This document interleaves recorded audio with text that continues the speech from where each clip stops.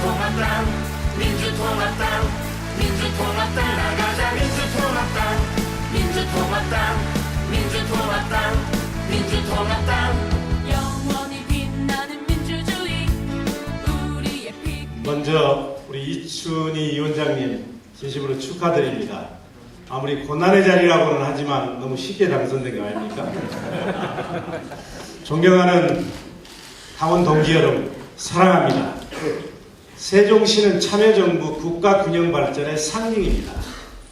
세종시와 저의 인연은 6년 전으로 거슬러 올라갑니다. 지난 2007년 7월 20일 제가 건설교통부 장관일 때 노무현 대통령님을 모시고 와서 기공식을 했습니다.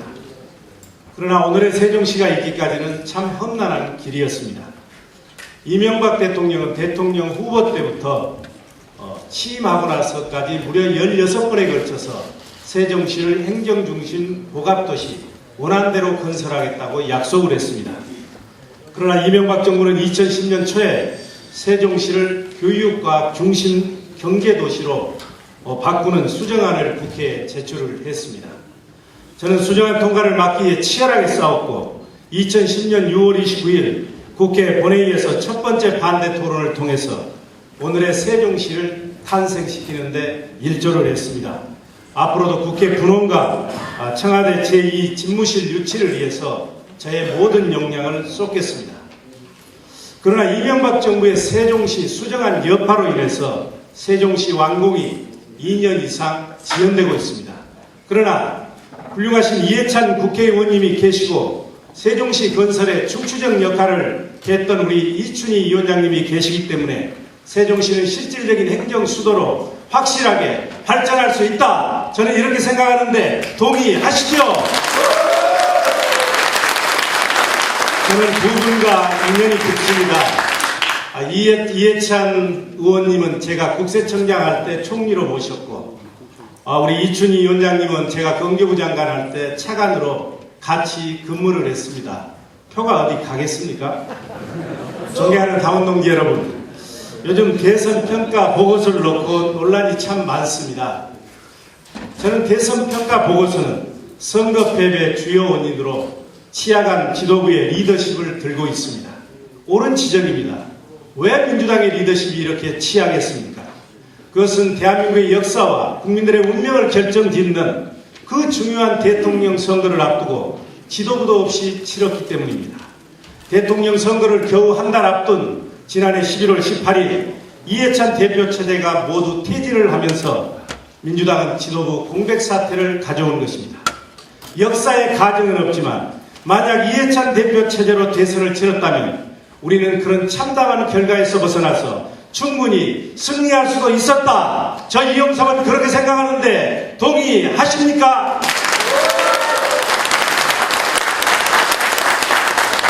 민주당의 지도부 공백 사태는 지난 11월 1일 이 자리에 계시는 김한길 최고위원의 사태로부터 촉발됐다고 해도 과언이 아닐 것입니다. 지난해 6월 김한길 후보께서는 정권교체를 반드시 이루겠다면서 당대표에 출마했습니다. 그리고 제1 최고위원으로 당선되셨습니다. 그렇게 당선된 김한길 후보는 지난해 9월 14일 지도부가 모든 기득권을 내려놓아야 한다고 지도부 사퇴에 운을 띄웠습니다. 그 11월 1일에는 갑자기 최고위원직을 사퇴하면서 민주당 지도부의 전면 퇴진을 촉구하였습니다. 이때 당대표와 한마디 상의도 없이 일방적으로 언론에 발표한 것은 저는 조직체계상 문제가 있는 것이었다 이렇게 생각을 합니다. 이에 대해서 우리 김한길 후보께서는 전날 새정치위원회에서 방망이까지 두드리면서 지도부 사퇴를 의결했기 때문에 이에 따른 것이다 이렇게 말씀을 하십니다. 그러나 당시 회의장에는 방망이도 없었을 뿐만 아니라 의결한 적도 결코 없었습니다. 다만 인적쇄신에 관한 논의는 있었지만 반대 의견이 있어 합의에 이루지 못했던 것입니다. 이것은 당시 문재인 후보가 지도부 사퇴 문제는 본인에게 맡겨달라고 당부까지 했고 3일 후인 11월 4일 열린 새정치위원회에서 인적쇄신 문제는 더 이상 거론하지 않기로 결정한 것을 보더라도 분명합니다. 또한 김한길 후보께서는 본인의 사퇴는 기득권을 내려놓은 어려운 결정이었다고 강변하지만 이것은 매우 무책임한 말씀입니다. 당 지도부가 정권 교체를 위해서 헌신하는 것이 어떻게 기득권이라는 말씀입니까? 설령 새정치위원회에서 사퇴 공고가 있었다 하더라도 이 사태가 가져올 파장을 깊게 검토하고 정권 교체를 위해서 어느 길이 옳은가를 판단했어야 할 것입니다. 그것이 올바른 지도자의 자세인 것입니다. 또한 김한길 후보께서는 문재인 캠프에서 아무런 직책도 주지 않아서 대선 때 어떠한 역할도 할 수 없었다 이렇게 얘기를 하시곤 합니다. 그러나 최고위원직보다 대선에서 더 중요한 일을 할 수 있는 자리가 어디에 있겠습니까? 옳지 않은 말씀이십니다.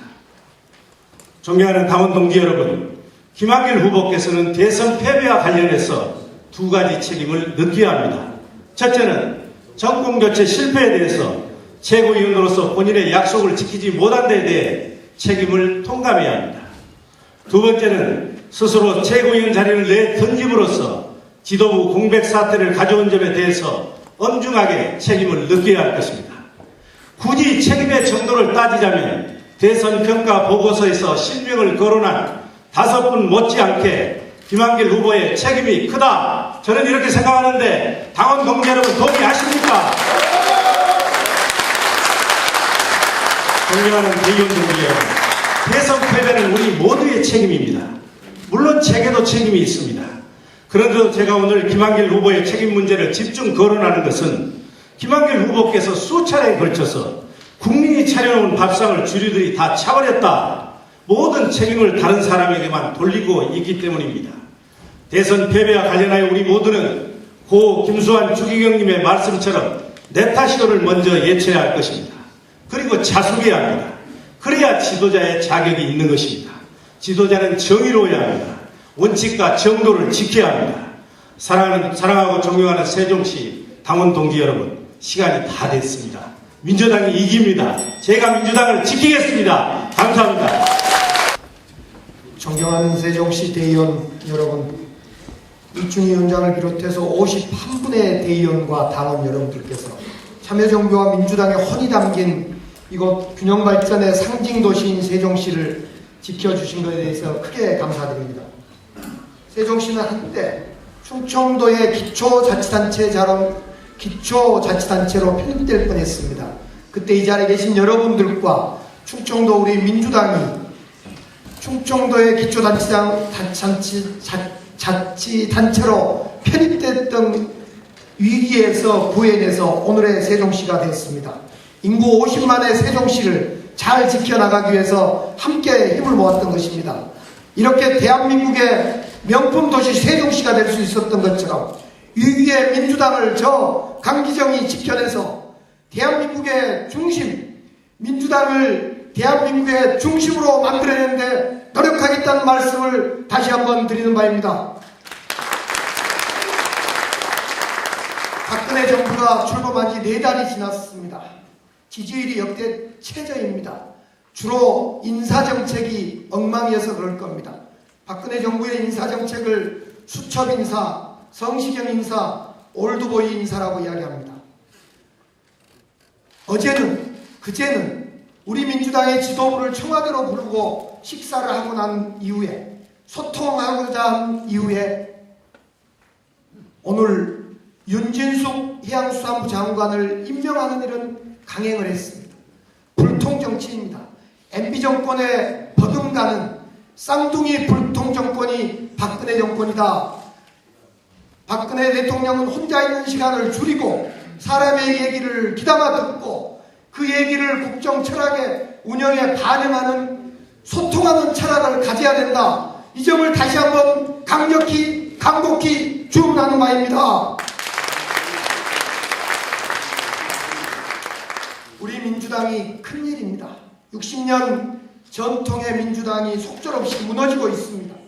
전당대회를 통해서 바로 잡아보고자 했습니다만 대세론이다, 대안부재론이다 해서 자포자기 심정으로 모두가 뒷전에 서 있습니다.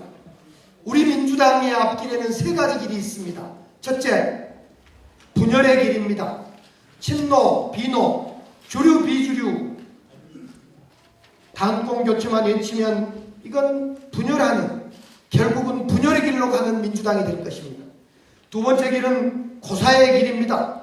무늬만 혁신, 진정한 혁신이 되지 않으면 우리 민주당의 이름은 잠시 연장될 수 있다 하더라도 곧바로 고사될 겁니다. 세 번째 길은 재탄생의 길입니다. 5년 뒤에 우리 민주당이 어떻게 대한민국의 주역이 될 건가, 민주당의 변화가 어디로 갈 건가를 치열하게 논쟁하고 행동하는 길입니다. 분열의 길, 고사의 길, 그 길이 아닌 재탄생의 길로 저 강기정 후보와 함께 제가 대표가 되어서 재탄생의 길로 함께 가주시기를 호소드립니다. 여러분, 요즘 5.4 전당대회를 앞두고 강령 개정 작업이 진행되고 있습니다. 치열한 논쟁이 필요한 일입니다. 그러나 불필요한 논란을 일으키는 부분이 없지 않아 있습니다. 우리 민주당의 노선과 정체성은 누가 말하더라도 진보 개혁 노선입니다. 그런데 당의 강령을 논의하면서 중도를 도입하고 자칫 진보 개혁 노선을 후퇴시키는 듯한 이런 논란을 일으키고 있는 당헌 개정 작업을 진행되고 있다는 점에서 참으로 혼란스럽습니다. 중도가 뭡니까? 중도는 목적이 아니라 방법입니다. 가치가 아니라 수단, 전략입니다. 진보 가치 노선은 우리 민주당의 확고한 노선입니다. 지난 대선에서 진보 노선이 잘못돼서 대선에 패배한 게 아니라 그 진보 노선, 진보적 가치를 현실적인 정책과 전략으로 제대로 수립하지 못해서 우리는 대선에서 패배했습니다. 지금 대선 패배를 놓고 다시 중도로 가겠다, 진보적 가치를 후퇴시키겠다는 이런 논의는 즉각 중단돼야 되고 우리 당원 여러분들이 확실한 목소리로 지켜내야 한다, 이렇게 주장합니다. 여러분, 한 예를 들겠습니다. 보편적 복지가 우리의 노선이고 가치입니다. 틀렸습니까? 그렇지 않습니다. 우리는 보편적 복지를 우리의 노선과 가치로 이야기하면서 맞춤형 복지의 전략 정책을 제시했어야 됩니다. 그런데 우리가 들고 나온 것은 맞춤형 복지가 아니라 무상복지였습니다. 국민들은 보편적 복지에 동의하면서 무상복지를 이야기하니까 그놈의 재원이 어디에서 나와서 민주당이 무상복지를 할 거냐라고 불신하게 된 겁니다. 그렇습니다. 보편적 복지라는 우리의 진보적 가치, 시대적 가치는 너무 소중하고 손댈 수 없는 겁니다.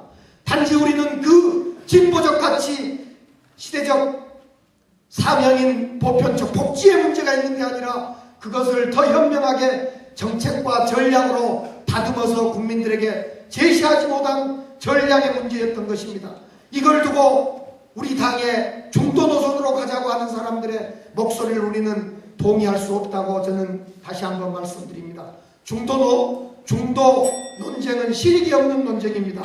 지금 우리에게 필요한 것은 생활정치입니다. 제가 그래서 생활정치를 365일 할 수 있도록 우리 민주당의 346개의 생활정치센터, 지부당을 부활시켜서 일상적이고 현장 생활정치를 해내야겠다. 이것을 주 공약으로 내거는 분권형 정당을 제 당대표 공약으로 내걸었다는 말씀을 다시 한번 드리겠습니다. 존경하는 세종시 당원 대의원 동지 여러분, 제가 분권형 정당, 분권형 대통령제를 위해서 민주당 대표가 되어보겠습니다. 많이 부족합니다. 젊습니다. 그러나 생각은 더더욱 젊습니다. 민주당이 위기일 때 사람을 바꾸고 생각을 바꿔서 위기 돌파를 했습니다. 저 강기정 해내보겠습니다. 감사합니다. 예, 존경하는 세종시의 대의원 여러분 반갑습니다. 방금 전에 이용석 후보로부터 대선 패배에 책임이 크다는 김한길입니다. 어쨌든 여러분 반갑습니다. 저는 이곳에 올 때마다 남다른 감회가 있습니다. 신행정수도 위헌 판결이 있고 나서 국회 후속대책특별위원회 위원장으로서 세종시 특별법을 제 손으로 통과시켰습니다. 그때 우리 이춘희 시당위원장께서는 정부에 계시면서 함께 많은 고생을 했습니다.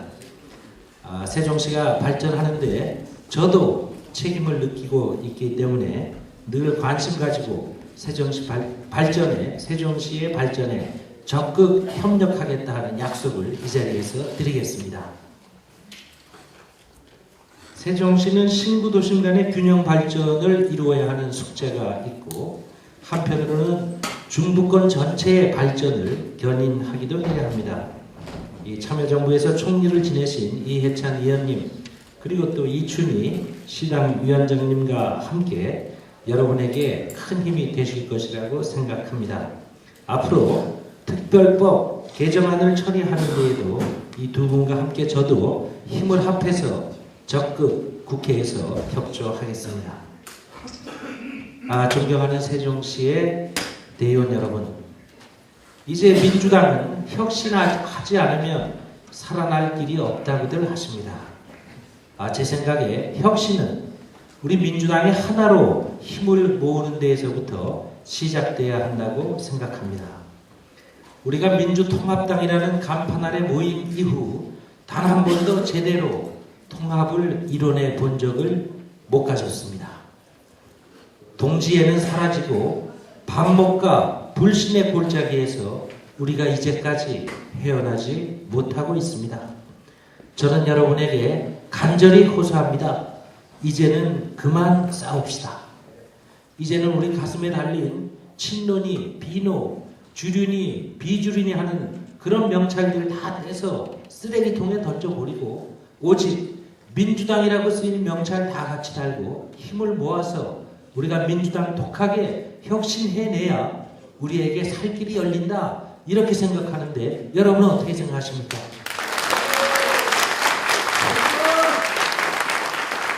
대선 패배 책임론 가지고 우리끼리 안에서 손가락질하면서 네 탓이다 내 탓이다 이제 그만해야 한다 그렇게 생각하는데 여러분은 어떻게 생각하십니까? 저는 문재인 선대위에서 아무 자리도 맡지 못했습니다만은 대선이 끝나고 석 달 동안 아무 말도 하지 않고 지냈습니다. 저는 딱 한 번 제 입장을 밝혔는데 그 제목이 우리 모두는 역사의 죄인입니다 라고 한 것입니다. 저는 우리 당의 누구도 탓하지 않았습니다. 우리끼리 안에서 손가락질하면서 네 책임이 더 크다 나는 책임이 적다 이렇게 한다면 국민들이 우리 민주당을 어떻게 보시겠는가 정말 정신 못 차린 사람들이구나 이렇게 말씀할까봐 아무 말도 하지 않았습니다. 이제는 정말 책임론 가지고 서로 공격하는 일 없었으면 좋겠습니다. 선거대책위원회에서 본부장 하신 분이 아무 자리도 못 맡은 김한길이에게 책임 있다고 공격하시는 거 좋습니다. 저도 책임 있습니다. 우리 다 죄인입니다. 그러나 이제는 더 이상 우리끼리 손가락질하지 마십시다. 하나로 힘을 뭉쳐야 민주당에 내일이 있다. 저는 이렇게 생각하는데 여러분 동의하십니까?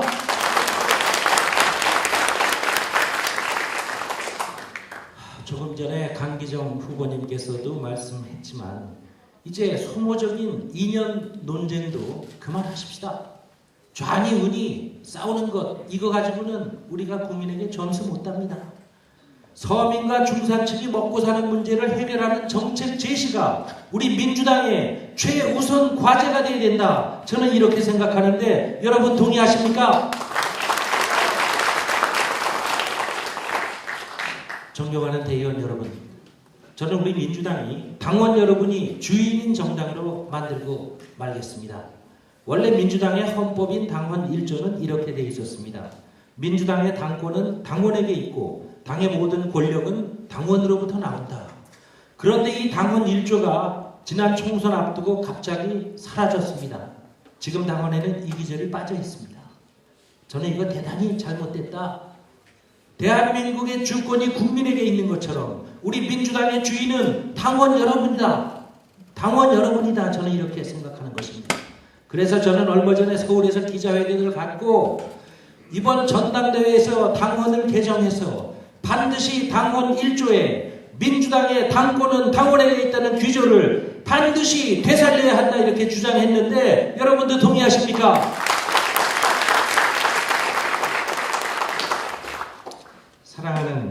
대의원 동지 여러분, 저 김한길이 중요하다고 생각하지 않습니다. 5년 전 정동영 대통령 후보가 대선에서 떨어지고 나서 민주당에 그래도 아무도 책임지는 사람 없다 이렇게 여론이 빗발칠 때 저는 고민 끝에 김한길 저라도 책임지겠습니다 이렇게 말하고 제 국회의원직 내놓고 여의도를 떠났습니다. 그리고 나서 4년을 조용히 쉬면서 뒤돌아보니까 제 정치인 인생에서 남는 것은 오로지 김대중, 노무현 두 분 대통령을 만드는데 김한길이가 핵심에서 역할했다. 우리 정권 10년을 만들어내는데 김한길이가 핵심에서 기여했다는 것이 유일한 보람이고 긍지였습니다. 이제 위기에 빠진 민주당을 구해내는데 김한길이가 역할할 수 있다면 온몸을 던지겠습니다. 민주당이 다시 국민으로부터 사랑받는 정당이 되는데 김한길이가 상처받고 망가지는 것이 필요하다면 기꺼이 그렇게 하겠습니다. 제가 당대표가 돼서 제가 꼽히는 것이 아니라 저는 거름이 돼서 민주당이 꼽히도록 하겠습니다. 그래서 2017년에는 민주당의 대선 승리라는 열매가 맺을 수 있도록 김한길이가 야무지게 준비하겠습니다. 고맙습니다.